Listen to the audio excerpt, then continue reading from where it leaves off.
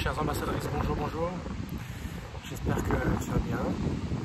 J'espère que ma voix porte suffisamment, que tu m'entends. Parce que je suis au bord de la mer, donc il y a beaucoup de vent, beaucoup de vagues, beaucoup de bruit. Beaucoup de bruit naturel agréable à écouter d'ailleurs. C'est en ce sens que c'est reposant. Ça permet de se changer un petit peu les idées. En tout cas, j'espère que tu m'entends bien.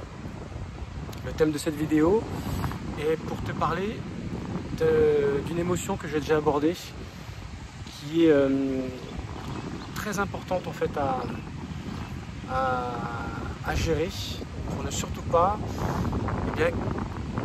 continuer en fait à entretenir tout ce que tu peux vivre de désagréable, tout ce qui tourne autour de ce que tu connais certainement déjà, autour du thème que j'aborde régulièrement, c'est-à-dire la perversion narcissique, le harcèlement, la manipulation, le chantage, tout ce que tu peux vivre de désagréable au sein de ton couple, de ta famille, de tes relations professionnelles ou amicales, et que tu as cette tendance facilement à être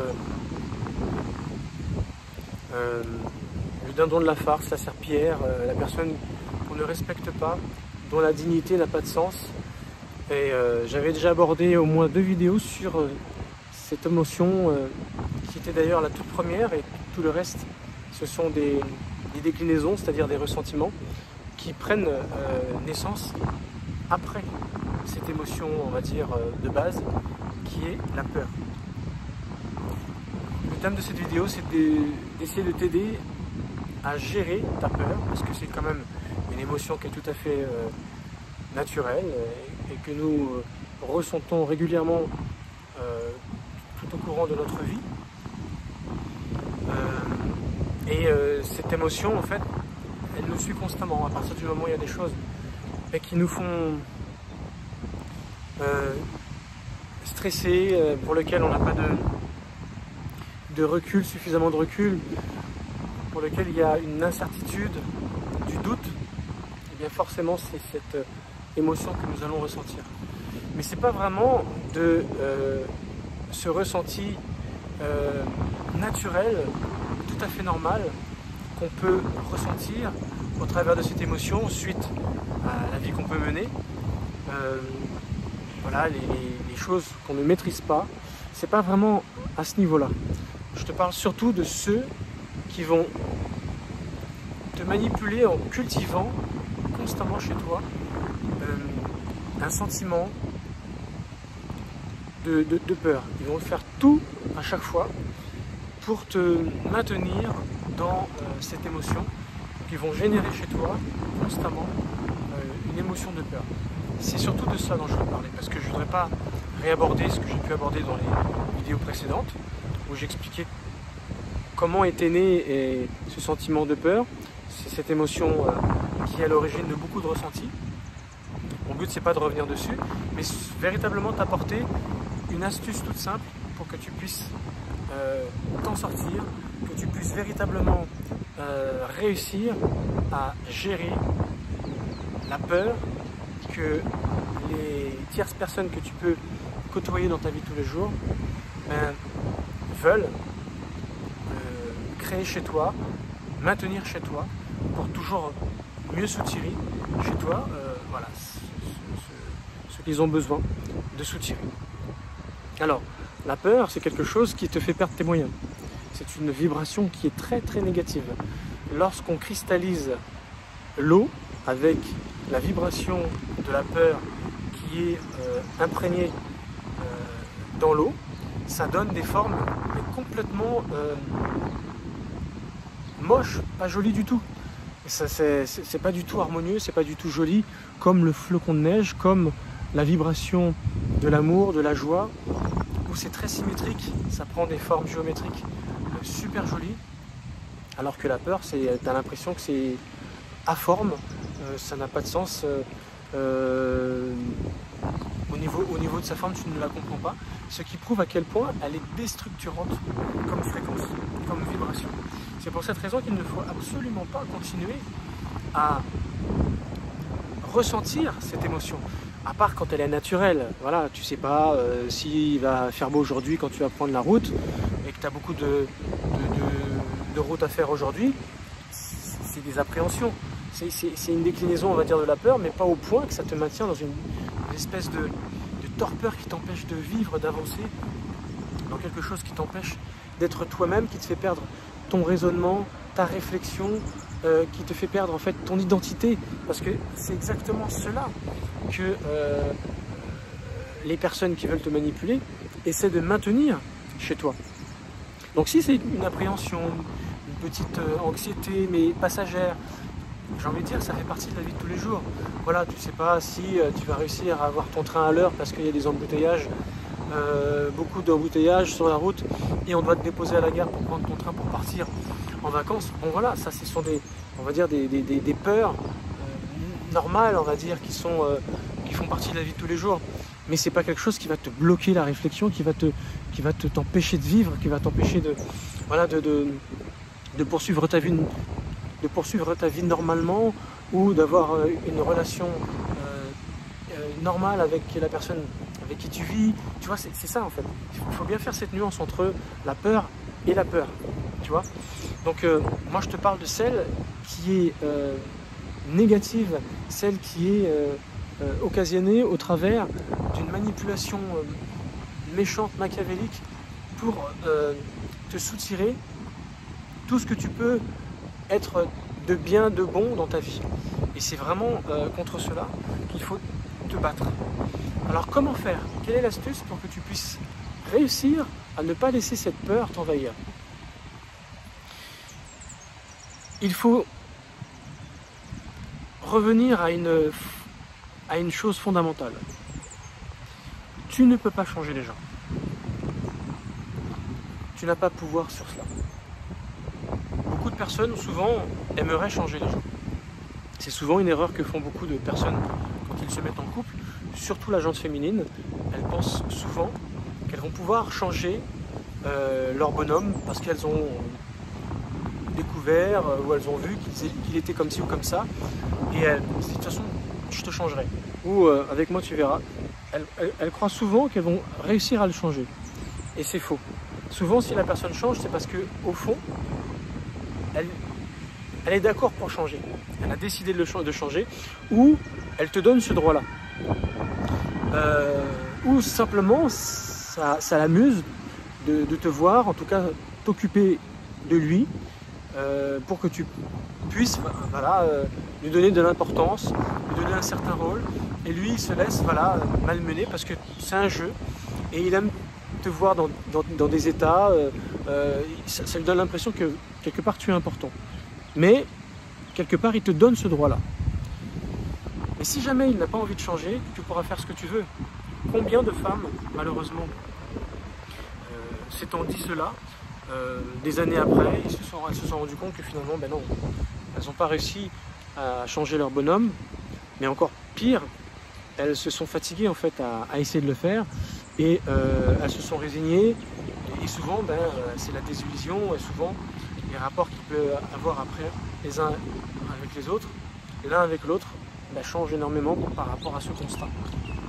Donc c'est pour ça, je te dis, on ne peut pas changer les gens. N'essaye pas de changer les gens. Si la personne elle a décidé de te manipuler, elle a jeté son dévolu sur toi pour être avec toi désagréable, si jamais c'est un pervers narcissique, dis-toi bien une chose, tu ne pourras pas le changer.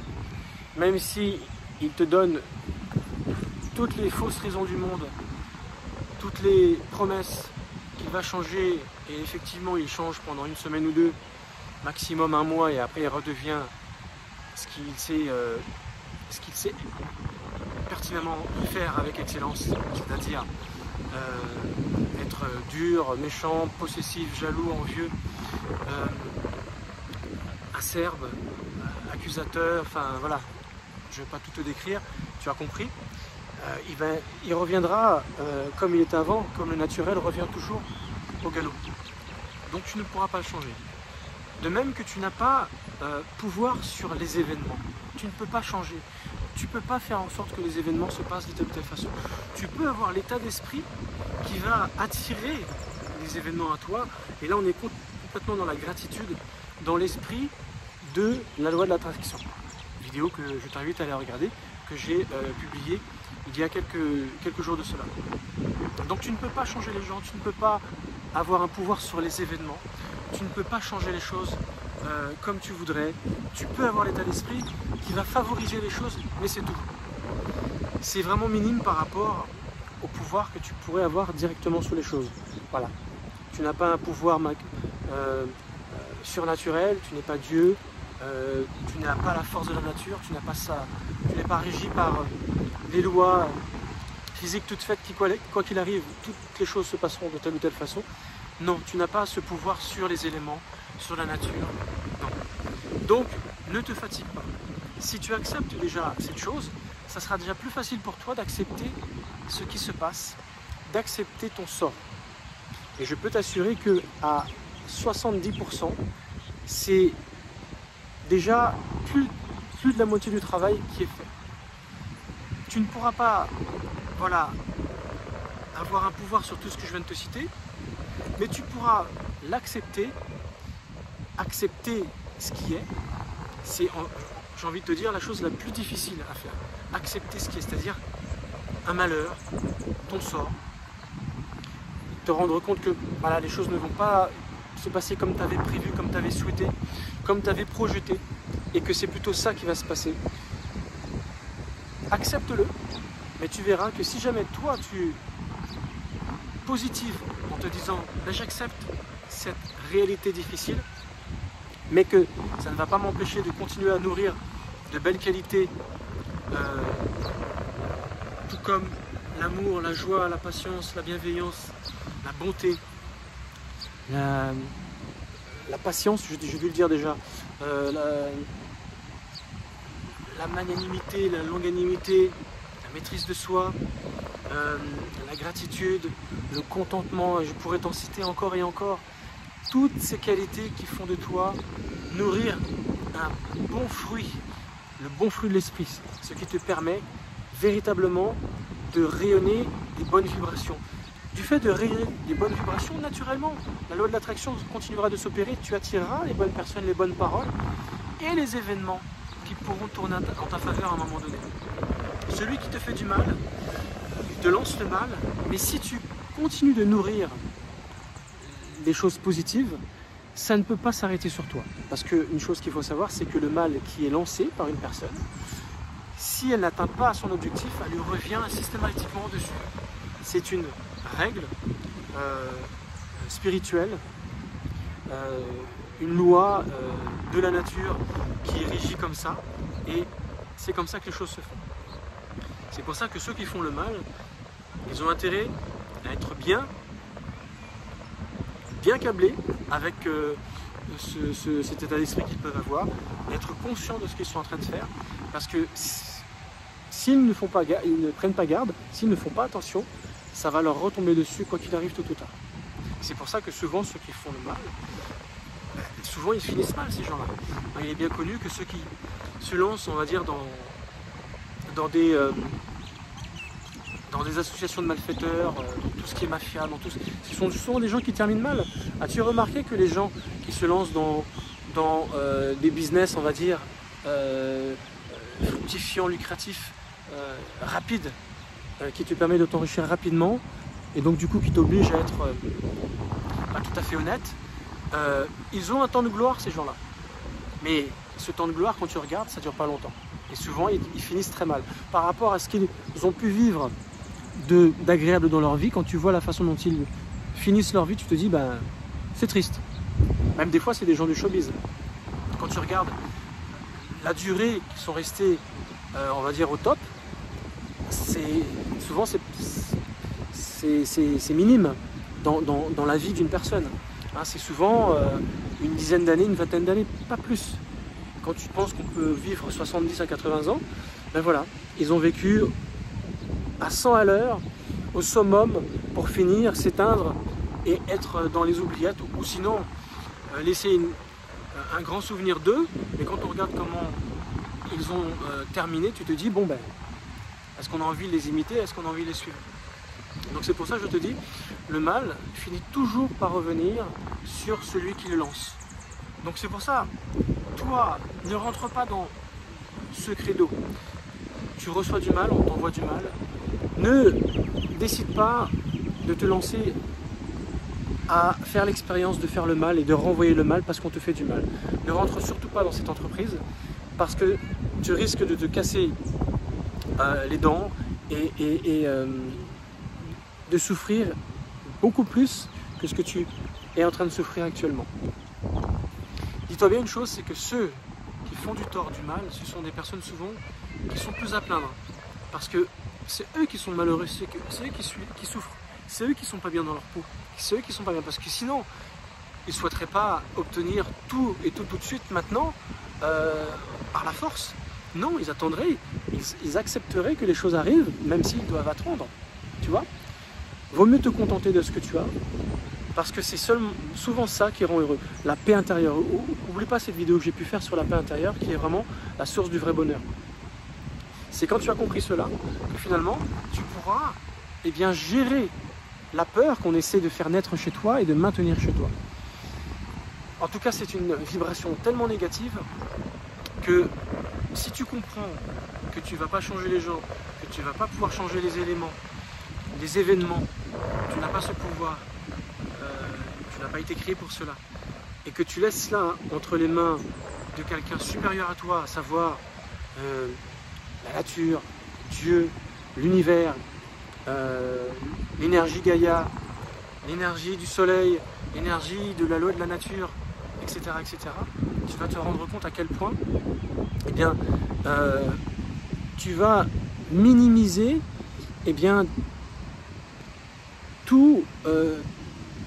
toute cette énergie que tu risques de perdre inutilement parce que ça va te pomper, ça va te pomper tellement d'énergie que ça va te fatiguer, que ça va te faire du tort, que ça va te prendre en fait tout le bien que tu peux avoir parce que tu seras concentré à essayer de faire tout pour rendre le mal aux gens qui te le font, à essayer de te défendre d'une façon qui n'est pas du tout salvateur. Toi, continue à faire le bien, continue à penser le bien, à avoir un état d'esprit positif. Et tu verras qu'en fait, c'est comme ça que tu feras taire la peur qui pourrait naître en toi. Quand quelqu'un essaye d'être dur avec toi, d'être mauvais, plus tu seras gentil avec ton prochain, plus tu seras, on va dire, bienveillant, tu useras de beaucoup de bonté, plus tu donneras des leçons autour de toi, plus tu donneras des leçons à celui qui te fait du mal et du tort, et plus tu te feras du bien à toi, et plus tu calmeras ta peur. Tu vois, ça c'est une troisième astuce. Une autre façon de t'y prendre pour pouvoir faire taire la peur que tu as en toi, c'est d'essayer d'en parler avec la personne, celle qui essaie de te faire du mal, si le dialogue est faisable, pour essayer de savoir quel est son intérêt, son objectif à faire cela. Pour quelle raison il fait cela? Si tu vois que le dialogue n'est pas faisable, laisse tomber. Parce que c'est en essayant de discuter avec lui ou elle que tu vas la remettre en question. Et que surtout, tu vas essayer de lui montrer à quel point ça n'a pas de sens et que peut-être qu'il va arrêter de faire le mal. Si le dialogue n'est pas faisable, laisse tomber, passe à autre chose. En tout cas, tu pourras en parler à d'autres personnes qui, elles, pourront avoir de bonnes pensées pour toi. Si ce sont des personnes qui sont croyantes, elles pourront prier pour toi et t'envoyer de bonnes ondes pour calmer justement cette mauvaise vibration que tu as. Si jamais tu crois en Dieu, c'est pareil. Il pourra émettre son esprit sur les douleurs que tu peux ressentir, sur ce que tu peux vivre. Et du coup, ça pourra inhiber cette sensation de peur, cette vibration de peur que tu peux avoir. Voilà tout ce que tu peux avoir entre tes mains. En tout cas, si tu as bien compris le sens de cette vidéo, ne te laisse surtout pas avoir par la peur qu'on essaie de faire naître chez toi, sachant qu'on vit dans un monde régi par un système de peur pour mieux nous manipuler, les médias, le système politique, le système dans lequel nous sommes, l'éducation dans lequel nous sommes, la façon dont un pays gère sa population, tout est fait pour qu'on ait peur, parce que quand on a peur, c'est là qu'on est manipulable, parce qu'on perd nos moyens. Voilà, c'est ce que j'avais déjà dit dans une vidéo. Donc c'est de cette peur-là dont il est question. essaye de te concentrer sur toi-même et de faire naître en toi des pensées positives, et tout ce que tu peux avoir de bon comme qualité en toi pour faire taire cette peur qui n'a pas lieu d'être, qui en fait a été générée par quelqu'un d'autre, mais que tu n'as pas fait naître de toi. La seule peur qui, on va dire, naturelle, c'est ce que je t'ai dit tout à l'heure en introduction, c'est-à-dire lorsque tu as peur que peut-être la pluie tombe pas parce que tu as planté quelque chose et que ce serait dommage, ce serait une perte de ta récolte. Voilà, des peurs naturelles, légitimes. Tu as peur que ton conjoint, ta conjointe tombe malade ou que sa maladie s'aggrave. Voilà, c'est des choses qui sont naturelles, salvateurs. Salvateur dans ce sens que tu t'inquiètes pour le bien d'autrui. Donc c'est pour ça que c'est en ce sens salvateur. Parce que quelque part tu souhaites le bien de quelqu'un, donc ça veut dire que tu as des ondes positives et tu penses le bien, et donc ça veut dire que ce bien là que tu penses est là pour faire du bien aux autres. Donc c'est en ce sens que ça peut être un moyen de le sauver. Voilà, je pense avoir fait le tour sur les différentes astuces que tu peux recourir pour faire taire cette mauvaise peur. Je te remercie de m'avoir suivi. Continue à suivre mes contenus. Je publie une vidéo tous les jours sur les réseaux sociaux, au moins une fois par semaine, mais sur YouTube, sur ma chaîne YouTube, c'est tous les jours. Et si tu peux me lâcher un petit pouce de temps en temps, mais surtout un commentaire, plus que les likes. J'aime énormément communiquer avec vous. Si vraiment ça te parle, si vraiment tu as des suggestions à me faire, ça me fera plaisir, ça me donnera des idées de contenu, je me ferai un plaisir de le faire pour toi. Je te remercie une fois de plus, je te souhaite une très bonne journée et je te dis à la prochaine vidéo. Au revoir.